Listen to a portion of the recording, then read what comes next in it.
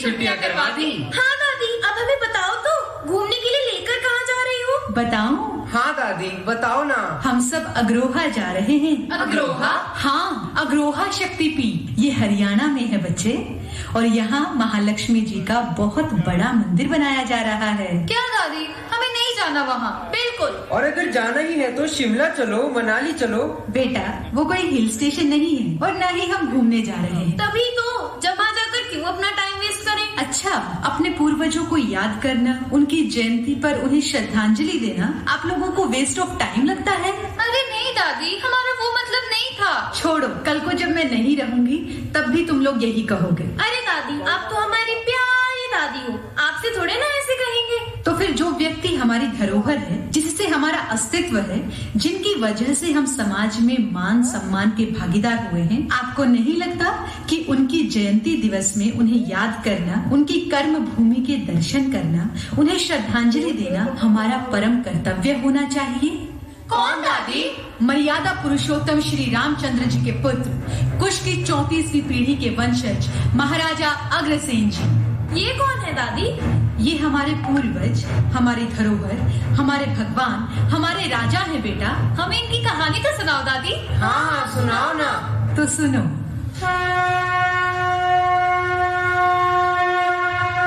महाराजा अग्रसेन के जीवन पर आधारित एक नाट्य कथा। बोलिए श्री अग्रसेन महाराज की जय।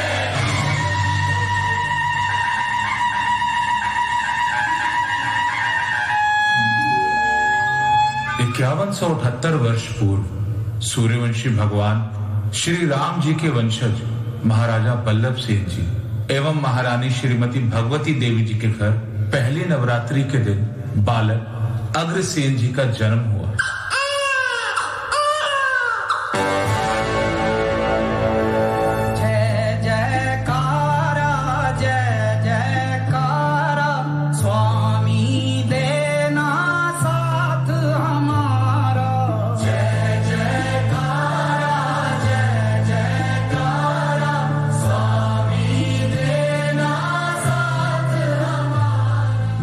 अग्रसेन की कुंडली देखकर ज्योतिषियों ने भविष्यवाणी की। राजन, इस बालक के नाम से संपूर्ण जगत में आपका वंश सम्मानित होगा।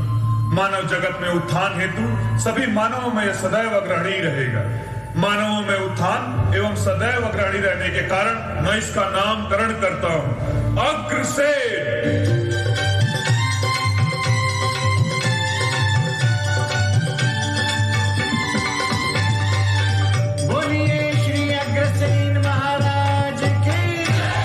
बाल्यकाल में शिक्षा ग्रहण करने के लिए इन्हें मुनि तांडी के आश्रम में भेजा गया।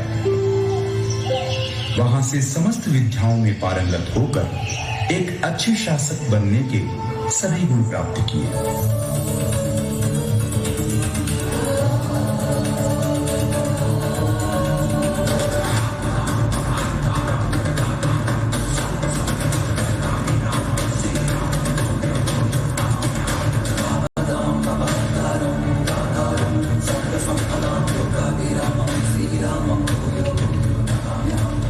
ऋषिवर, बताइए हमारे पुत्र की विद्या कैसी चल रही है? राजन, आपके पुत्र ने 4 वेदों का, 18 पुराणों का, प्रत्येक उपनिषद का और सभी धर्म ग्रंथों का अध्ययन कर लिया है। अस्त्र शस्त्र की विद्या में भी पूर्ण तौर से निपुण हो गए हैं। पूरे ब्रह्मांड में आपके पुत्र जैसा बलशाली और धार्मिक पुरुष कोई नहीं होगा। राजकुमार अग्रसेन की जय। राजकुमार अग्रसेन की जय। महाराज की जय हो। महाराज, कुरुक्षेत्र से पांडवों की ओर से कुछ दूत आपसे मिलना चाहते हैं। उन्हें बुलाएं। प्रणाम महाराज। कहिए, हम आपकी किस तरह सहायता कर सकते हैं? महाराज, हम आपसे अनुरोध करने आए हैं कि महाभारत में आप पांडवों की ओर से लड़ें। अवश्य, ये हमारा सौभाग्य होगा। पिताश्री, इस युद्ध में मैं भी आपके साथ जाऊंगा। अवश्य पुत्र। राजकुमार अग्रसेन की जय, महाराज बल्लभ सेन की जय। माता ने फिर तिलक किया, हाथ में दी तलवार, झुकों की राखियों ऐसी करियलगा।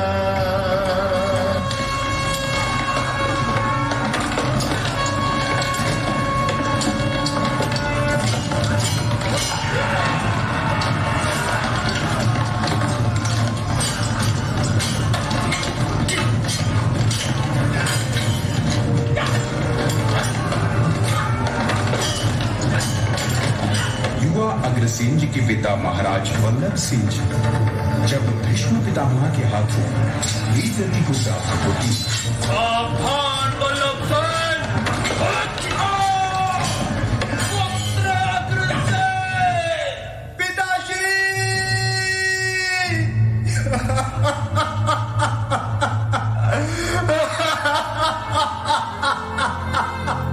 इतनी पीड़ा, इतना दुख इस छोटी सी उम्र में दादी। हाँ, लेकिन वो फिर भी साहस से युद्ध में लड़ते रहे और फिर धर्म की जीत हुई। जब अग्रसेन वहां से विदा लेने लगे तो भगवान श्री कृष्ण ने उनको कहा, हे राजन, जन्म और मृत्यु तो संसार का नियम है, जिससे किसी का भी बच पाना असंभव है। अतः तुम्हें धैर्य रखकर इसे स्वीकार करते हुए आगे बढ़ना होगा। एक योद्धा की भांति राजधर्म का पालन करते हुए तुम्हें अभी बहुत कुछ करना है। हे राजन, समस्त राज्य की प्रजा तुम्हारा मार्ग देख रही है।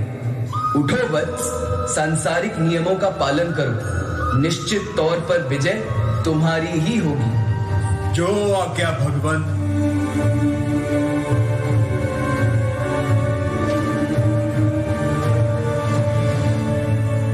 राजन, आपने चारों ओर अपने शौर्य एवं प्रतिष्ठा का परचम लहराया है। आपकी प्रसिद्धि चौकूटों में फैल गई है। अब आपको गृहस्थ जीवन में प्रवेश करना होगा राजन। क्योंकि गृहस्थ जीवन मनुष्य के परम कर्तव्यों में से एक माना गया है। मेरे विचार से नागलोक के राजा महेंद्र की कन्या माधवी हर तरह से आपके जीवन संगनी बनने के योग्य है। आप उनका वर्ण करके अपने कुल का विस्तार करें।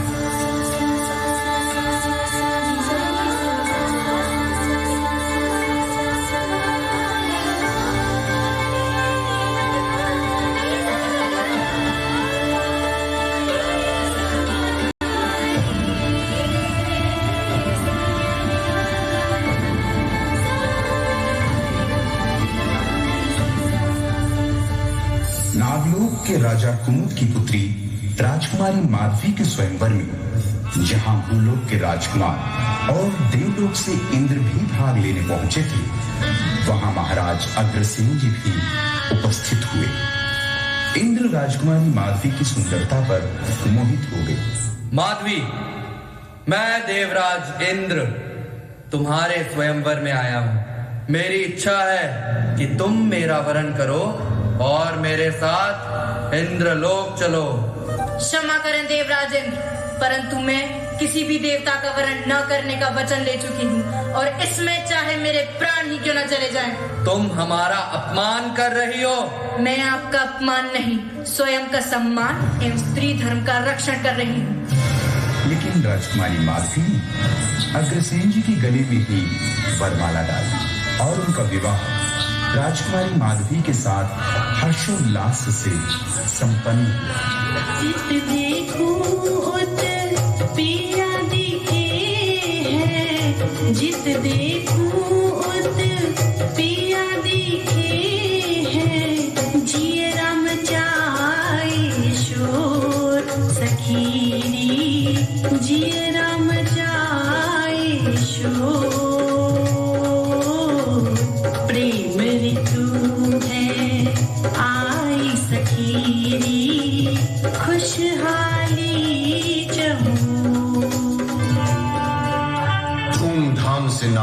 में शादी की तैयारियां शुरू।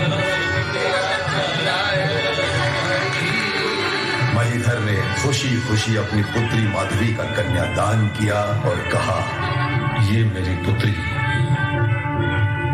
आज से आपकी सधर्मिणी हुई, इसे स्वीकार कीजिए। इंद्र ने इसे अपना अपमान समझा। जिस तरह से मुझे अपमानित किया गया, इसका फल तो अग्रसेन और माधवी को भुगतना होगा। मैं देवराज इंद्र आज से अग्रोहा धरती से अपनी कृपा हटाता हूँ। अब उस राज्य में अकाल पड़ेगा और वो लोग बूंद बूंद को तरसेंगे। इसके फलस्वरूप सूखे की स्थिति पैदा हो गई और चारों तरफ त्राही त्राही मच गई। आसमान में बादल तो आते थे, बिजली भी कड़कती थी, लेकिन वर्षा की एक बूंद के लिए लोग तरस जाया करते थे।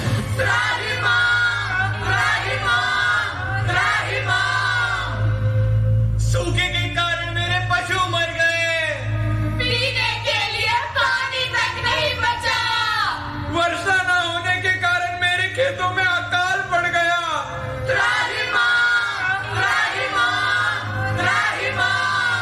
महाराज, देवराज इंद्र के क्रोधित होने के परिणाम स्वरूप हमारे राज्य में भीषण काल की स्थिति पैदा हो गई है। हर तरफ हाहाकार मचा है महाराज। कुछ करे महाराज, कुछ करे। देवराज इंद्र, अपने कर्तव्य के रक्षण हेतु मैं तुम्हें चुनौती देता हूँ, हमारे धर्म मार्ग से हट जाओ, अन्यथा मैं तुम्हें युद्ध के लिए ललकारता हूँ। नारायण नारायण। देखो देवराज इंद्र, तुमने एक धार्मिक और बलशाली राजन के क्रोध को असीम सीमा तक पहुंचा दिया है। अभी भी समय है, हट छोड़ दो, वरना देवलोक में भीषण युद्ध और तबाही को स्वयं ब्रह्मा जी भी नहीं रोक पाएंगे। नारायण नारायण। इससे खिन्न होकर अग्रसेन जी ने दिव्यास्त्रों के प्रयोग से वर्षा करवाई।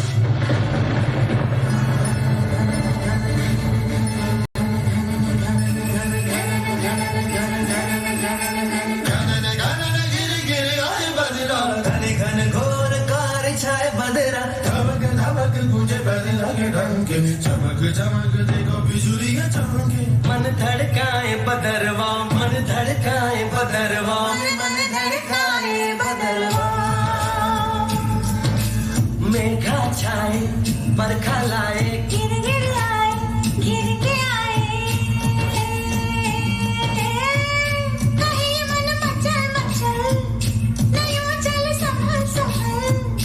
गए दिन बदल, तू घर से निकल, बरसने वाला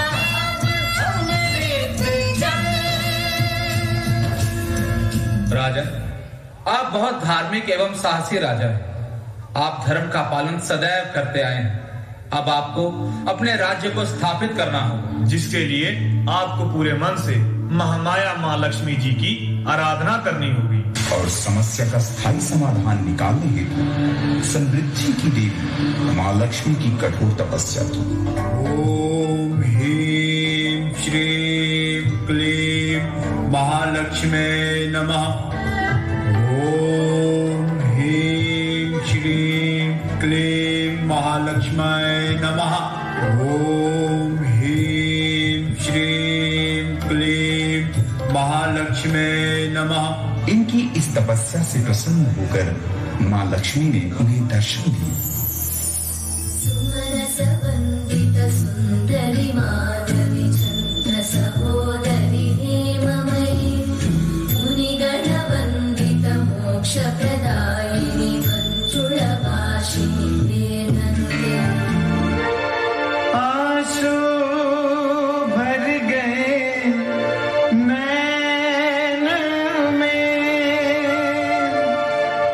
मान हो गए बैन।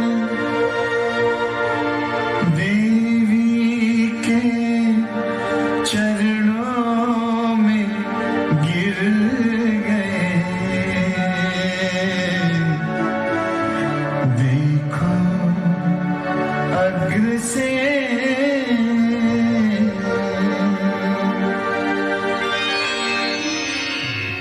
हो राजन?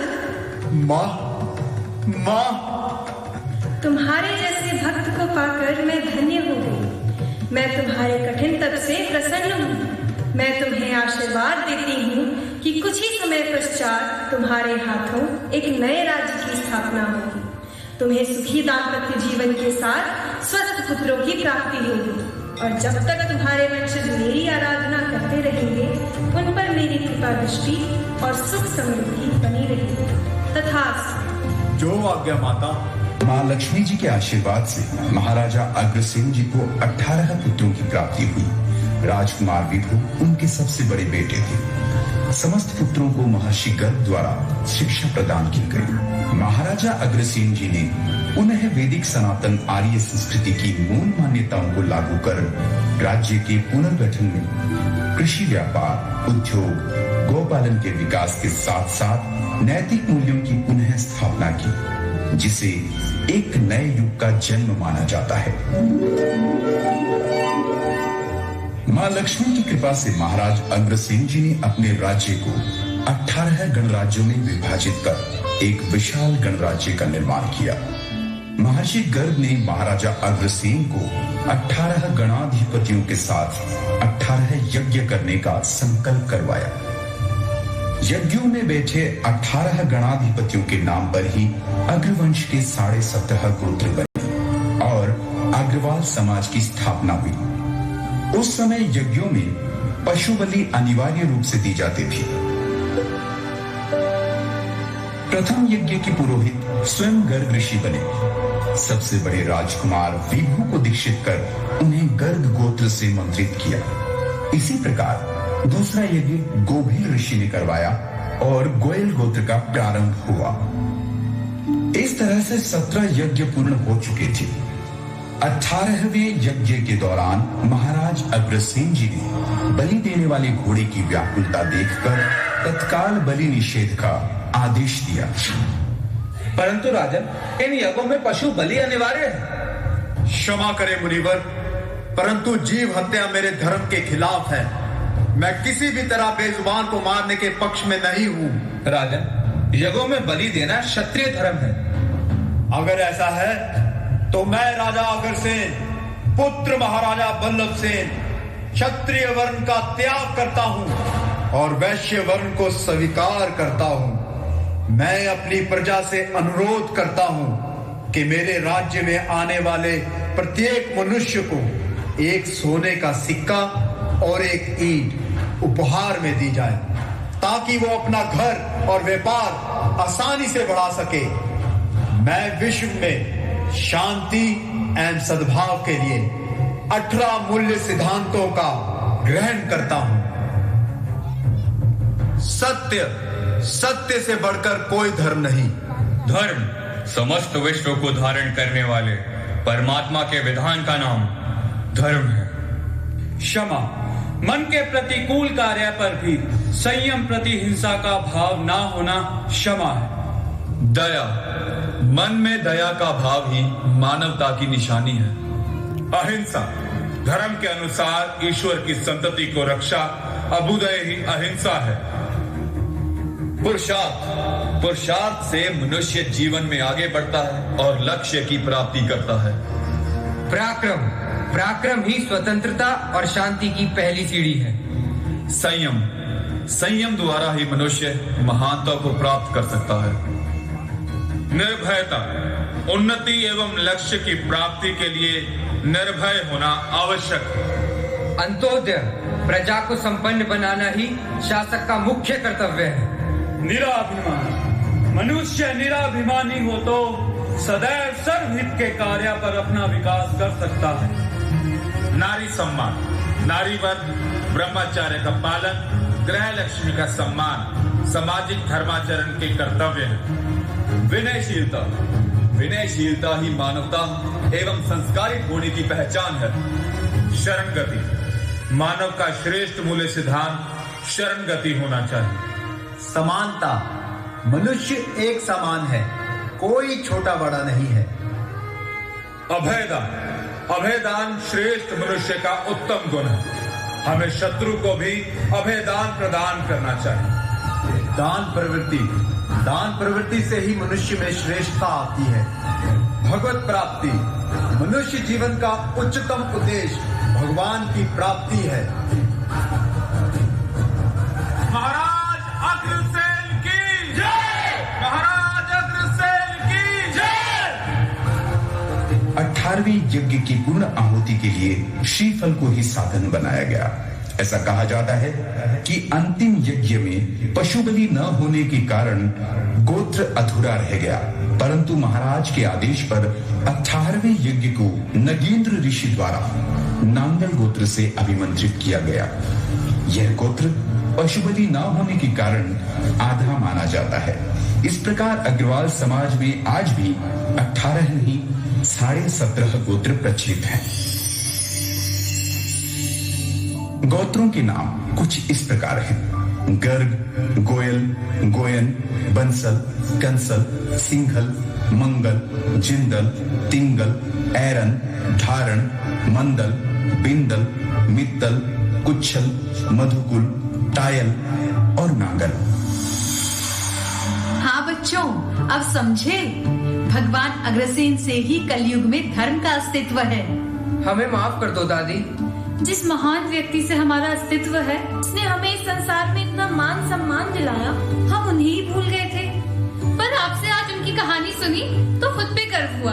कलयुग में धर्म की स्थापना, अंत्योदय योजना, 1 ईंट 1 रुपया, एक पत्नी प्रथा, अहिंसा, वीरता, विनयशीलता और गरीब व जरूरतमंद लोगों के प्रति विशेष प्रीति का वास्तविक वर्णन इस धरती पर भगवान अग्रसेन जी ने आरंभ किया। हम आज पूरे गर्व से कह सकते हैं कि हम अग्रसेन महाराज के वंशज हैं। बोलो अग्रसेन महाराज की जय! बोलो अग्रसेन महाराज की जय! बोलो अग्रसेन महाराज की जय! आन बान और शान है जो अग्रवाल समाज की। आन बान और शान है जो अग्रवाल समाज की। मिलकर सारे जय बोलो अग्रसेन महाराज की। मिलकर सारे जय बोलो अग्रसेन महाराज की। आन बान और शान है जो अग्रवाल समाज की। आन बान और शान है जो अग्रवाल समाज की। मिलकर सारे जय बोलो अग्रसेन महाराज की। मिलकर सारे जय बोलो अग्रसेन महाराज की।